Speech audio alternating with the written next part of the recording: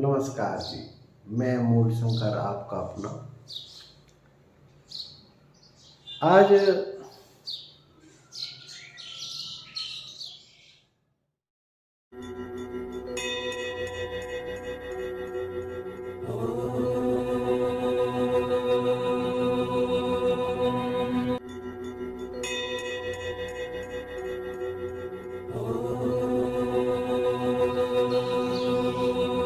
मैं बात कर रहा हूँ माध्यम, दलाल,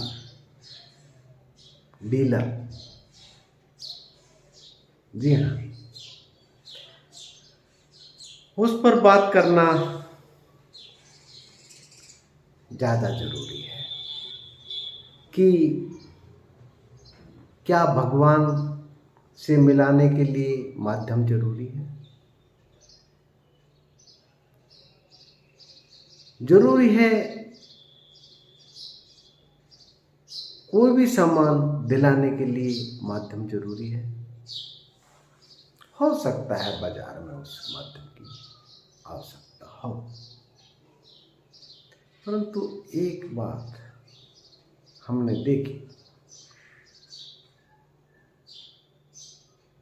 कि उस माध्यम की वजह से हम प्राप्त नहीं कर पाए उस वस्तु को जो एक्चुअल में हमारी जरूरत थी। चाहे वो किसी भी क्षेत्र में ले लें, चाहे भगवान के क्षेत्र में ले लें, चाहे कोई वस्तु विशेष के विषय में ले लें। आज मैं करूँगा बात आपसे डीलर, दलाल। आपने देखा होगा मंदिरों में, मस्जिदों में, गुरुद्वारों में, जहां पर भी जाएंगे इसका वर्चस्व बढ़ता जा रहा है। वर्चस्व बढ़ने का कारण है कि हमने अपना नकारात्मक रवैया अपनाया और उन लोगों के प्रति श्रद्धा अपनाई। चाहे किसी भी डिपार्टमेंट में चले जाएंगे आप, चाहे बिजली विभाग में,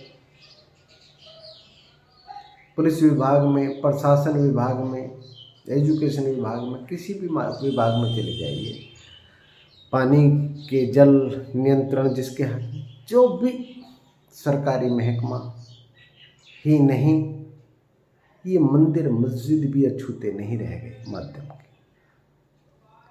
भगवान से मिलाने के लिए भी अपनी अपनी दुकान खोल ली लोगों ने। ओ बढ़िया चल रही है ऐसा नहीं, बढ़िया हम चला रहे हैं, बढ़िया तुम लोग चला रहे हो उसको। चाहे कोई भी बड़े से बड़ा, बहुत बड़ी विशाल दुकान है, वहां पे इतनी लंबी लाइन लगती है, इतने की पर्ची कटती है। मेरे समझ में नहीं आता। पर्ची कटने से अगर भगवान की प्राप्ति होती तो फिर तो मेरे जो ऋषि मुनि हैं जिन्होंने भगवान प्राप्त किया है वह लाइन में खड़े होते। आज सच्चाई है, मैंने देखा है बहुत लंबी लाइन है तिरुपति बालाजी की साईं के दरबार में भी लाइन। कोई सा किसी का भी साईं हो, साईं मतलब मेरा खुदा, मेरा ईश्वर, मेरा प्रभु, इस मस्तिष्क के ऊपर शासन करने वाला, जिससे कि ये मस्तिष्क चलता है। कहीं भी चले जाइए, आज मेडिटेटर है। मंदिर में चले जाइए, कुछ संस्कृत के श्लोक होंगे उनके, महात्मा जी के, पंडितों के, ब्राह्मण के। मैं उनकी बुराई नहीं कर रहा, परंतु यह सच्चाई है। अपने दिल पर हाथ रख के देखेंगे ब्राह्मण देवता और बता पाएंगे इस सच्चाई को। यह सच्चाई है कि क्या किसी को दर्शन कराए, आपके माध्यम से क्या मीरा ने दर्शन कर पाए, या कोई रामकृष्ण परमहंस जैसी पदवी प्राप्त कर पाए, कर पाया कोई उस परम सत्ता के दर्शन। इन्हीं से त्रस्त होकर स्वामी दयानंद ने इनका खंडन किया, और खंडन करना उस समय बहुत ज़्यादा जरूरी भी था। परंतु प्रॉब्लम यह है, समस्या वह है कि उस समय बहुत ज़्यादा पाखंडवाद था। स्वामी दयानंद ने बीड़ा जो उठाया वो आज भी उठाया हुआ, जबकि इस समय ऐसा कुछ नहीं, उससे कुछ आगे बढ़ गया है। परंतु स्वामी दयानंद जी का पट्टा बांधकर एक और दुकान खोल ली। ये दुकानें, क्या मंदिर में ही राम है, क्या मंदिर में ही हमारा शिव है? मंदिर में शिवालय रखा है, शिवलिंग रखा है। मैं अगर पूछता हूं उन ब्राह्मण देवता से, तो गूगल पे सर्च करके बताते हैं कि शिवलिंग फलाना था, पाताल लोक में चला गया, तबाही मचा दी, त्राही त्राही होने लगी। इस प्रकार की कथाएं वे अभिव्यक्त करते हैं। शिवलिंग का मतलब भी नहीं पता। तो मेरा मानना है कि धर्म में जहां पर डराया जाता है वहां पर ईश्वर की प्राप्ति नहीं हो सकती, और वही काम अब प्रॉपर्टी में भी हो रहा है। मैं जब यहाँ पर आया था इस जमीन को बेचने, इस मकान को बेचने, मेरे से सभी प्रकार के एजेंट मिले। वो एजेंट का काम नहीं करते, परंतु हमारे ही परिवेश में रह रहे थे। मैं पहचानता नहीं था। उन्होंने अपने मुखड़े दिखाए। कोई चाय वाला था, कोई हेयर कटिंग सैलून वाला था, कोई मैकेनिक था, कोई जूती चप्पल काटने वाला था, और तो और ब्राह्मण देवता जो मंदिर में पूजा करते हैं वे भी थे। उन्होंने कहा कि आपको 25 लाख मिलेगा। हमें क्या मिलेगा? मैंने कहा कि जो आपका राइट्स बनता है, जो कमीशन बनता है 2% मैं दूंगा, दे दूंगा, नो प्रॉब्लम। आज से 1.5 साल पहले की बात है। कोरोना का जो पहला लॉकडाउन खुला था तब मैं आ चुका था यहाँ पर। आज भी 25 लाख है, उस दिन भी 25 लाख थी। कल मैं कमीशन देने चाहता था, आज मैं कमीशन नहीं दूंगा। इसलिए नहीं दूंगा कि मुझे अब जरूरत नहीं। उस कमीशन खोरी को बंद करने के लिए, उनके अत्याचार देखने के बाद मैंने ये वीडियो अपलोड की थी।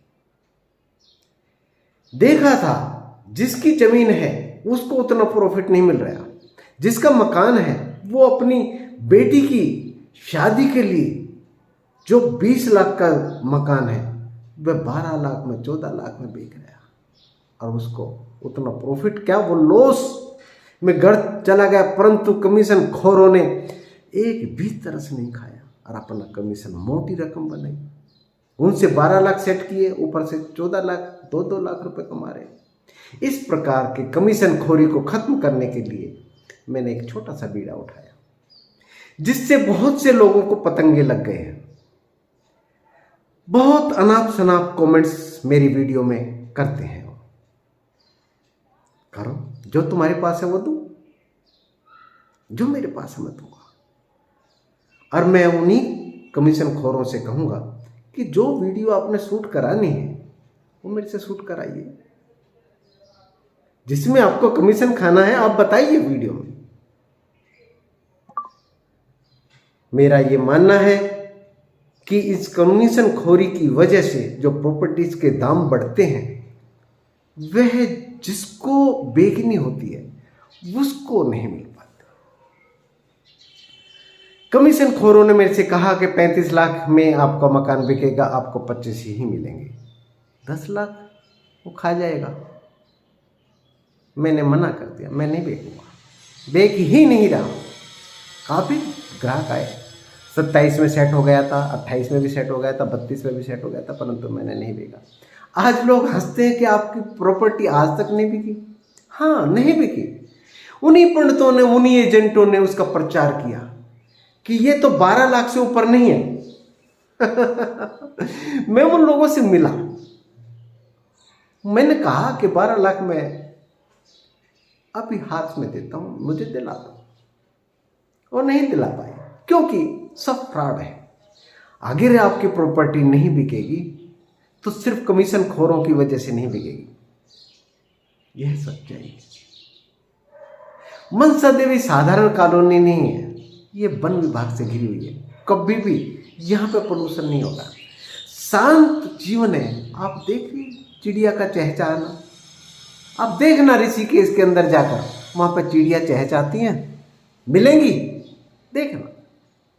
वहां पर पोल्यूशन बढ़ चुका है। ये कॉलोनी कभी नहीं बढ़ेगी, इतनी ही रहेगी। इसमें थोड़ी बहुत जमीन बची हुई है। आके मैंने शांति का वास किया है और मैंने देखा है यहां पर उस जागृत ऊर्जा को, और मैं महसूस करता हूं आज मैं इस मकान में आनंद से हूं, परंतु कमीशन खोरों की नजरों में मैं आ चुका हूं। और मैं उन लोगों से यही प्रार्थना करता हूं कि भाई आपकी कोई प्रॉपर्टी हो तो बताइए, मैं उसको शूट करूंगा। जो आपको बेचना है, जिस रेट में बेचना बेचे। हाँ, मेरे इस मकान के रेट में अगर कहीं मिलता हो तो बताना, जरूर बताना। मैं फ्री ऑफ कॉस्ट उसको चाबी थमा दूंगा। मैं जानता हूं इसकी कीमत क्या है, पर कमीशन खोरों ने मुझे मजबूर कर दिया यहां पर टिकने के लिए। अब मैं नहीं जा रहा, मैं नहीं जाऊंगा। हाँ, ये कमीशन जो है बीच का, हाँ, ये जो बीच का कमीशन है ना, इसको बंद जरूर कर दूंगा। ये दुकानदारी बंद जरूर हो जाएगी। और मैं यही कहूंगा कि जितनी भी वीडियो मैंने डाली हैं वो ओनर की हैं, कमीशन खोरों की नहीं। हो सकता है मुझे भी धोखा हो गया हो। अगर ऐसी शिकायत मिले तो मुझे जरूर आगाह करें, मुझे बताएं कि ये कमीशन खोर था। मैं उसकी वीडियो डिलीट कर दूंगा, हटा दूंगा उसका नंबर, और ओनर का नंबर रखना जरूर चाहूंगा। परंतु मैं आप लोगों से सभी से वार्न करना चाहता हूं कि वीडियो पर अपशब्दों का प्रयोग ना करें, कमेंट्स में अपशब्दों का प्रयोग ना करें, अन्यथा कानूनी कार्रवाई में मैं चूकूंगा नहीं। मैं कानूनी कार्रवाई करूंगा। और अगर आपको महंगा लगता है तो उचित दाम बताइए। अगर उसने 35 लाख बताए हैं, 38 लाख बताए हैं, 48 लाख बताए, तो वहां पर जाके पूछिए, उसका ओनर का खुद का नंबर है, उससे वार्तालाप कीजिए। उसी के आसपास कोई प्रॉपर्टी हो, देख के बताइए कि यहां पे इतना दाम है, मैं वो प्रॉपर्टी जरूर शूट करूंगा और बताऊंगा कि इस पहले वाले मकान ने इतना बताया, जबकि यहां पे इतना मिल रहा है, सस्ता मिल रहा है। ये इतना नहीं होना चाहिए, परंतु क्या करे, उसने, उसको चाहिए उतना, उसकी प्रॉपर्टी रुक जाएगी। ये पतंगे लगने बंद होने चाहिए। पतंगे उसको लगते हैं जिनका कमीशन बंद हो गया। भाई, ये दुकानदारी एक ना एक दिन तो बंद होनी है। दूसरे के तवे पे अगर रोटी पकाएंगे तो उसको भी तो अपनी पकानी है यार, उसकी गैस खत्म हो जाएगी भाई। तो इसलिए आपकी प्रॉपर्टी हो बताइए, मैं शूट करूंगा और अपना कमीशन लूंगा, जो आपकी श्रद्धा के रूप में होगा, विश्वास के रूप में होगा।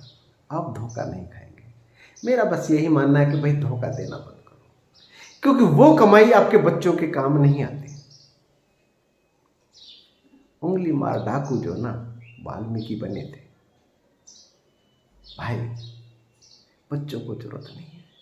मैंने देखा है बड़े बड़े घरानों के बच्चे सुसाइड करते हुए, स्मैक और गांजा पीते हुए, अपने जीवन को नर्क में बनाते हुए इस कमीशन खोरी में बंद करो। बेटर ये होगा कि उचित दाम पे सही माल जिसको चाहिए वहां तक पहुंच जाए। यही ईश्वर को मिलाने वाला कोई मंदिर में या मस्जिद में या गुरुद्वारे में या चर्च में नहीं बैठा है। आप डायरेक्ट मिलिए, क्योंकि ये बुद्धि चलाने वाला वो ईश्वर आपके अंदर ही बैठा है। ध्यान करके देखिए, आपके अंदर ही बैठा है, आपका साईं आपके अंदर ही है। इसी प्रकार से जो भी प्रॉपर्टी आपको लेनी है, डायरेक्ट ओनर का नंबर देता हूं, आप उससे बात कीजिए, जो लेना हो लो, देना हो दो। मैं प्रॉपर्टी डीलिंग का काम नहीं करता और ना ही मैं करूंगा। कमीशन खोरी का कोई इरादा नहीं है। मैंने कह दिया था उन लोगों से जो सुसाइड करने आ रहे हैं ऋषिकेश में, अध्यात्म के नाम मिलने पर सुसाइड करते हैं बच्चे, इकलौते बच्चे होते हैं परिवारों के, उनसे कहा था त्रिवेणी घाट पर, और डंके की चोट पे कहता हूँ, मैं बताता हूँ रास्ता। मुझे लाखों रुपए नहीं चाहिए, मुझे आपका कुछ नहीं चाहिए, मैं तो अपनी तरफ से खिचड़ी खिला दूंगा भाई। अध्यात्म के रास्ते सबके, हम जिस पगडंडी से आए हैं उस पगडंडी को अपना लो, वो रास्ता मेरा है। आपके अपने रास्ते होंगे। आपके मस्तिष्क ने जैसा विकास किया है, वो जैसा आपका बॉडी ने विकास किया है, उसके अनुसार आपके रास्ते होंगे। रास्ते आपके अपने हैं। आपका साईं आपके अंदर है, जिस प्रकार से चकमक में आज। इसलिए आपके फोन में प्रॉपर्टियां हैं, डायल कीजिए, मिलिए, डायरेक्ट मिलिए, डायरेक्ट परचेज कीजिए। कोई धोखाधड़ी होती है तो वो मालिक और आप जिम्मेवार होंगे, ना कि प्रॉपर्टी। कागजों की बात कीजिए। मेरे से फिर भी कोई गलती हो जाती है तो मुझे आगाह कीजिए, मुझे बताइए, फ़ोन कीजिए। मैं आप मोशन का आपका अपना, और सब्सक्राइब कर लेना, लाइक बनता तो लाइक कीजिए, शेयर जरूर करना, औरों को भी फायदा हो जाएगा। क्या पता जिसको भेज रहे हैं वो उसी को, किसी को और को जरूरत हो, ये लिंक बना के रखिए। कमीशन खोरों से सावधान। पतंगे लगने वाले भाई सुन लो, ये दुकानदारी इस तरीके से झूठ फरेब पे नहीं चला करते। हरिओम, नमस्कार। गलत कमेंट्स मत करना, वार्न करता हूं, नुकसान उठा जाओगे, बहुत ज्यादा नुकसान उठा जाओगे। खाली हूं मैं तो घसीट दूंगा लंबा ऊपर तक। ऊपर तक ऊपर वाला बैठा है।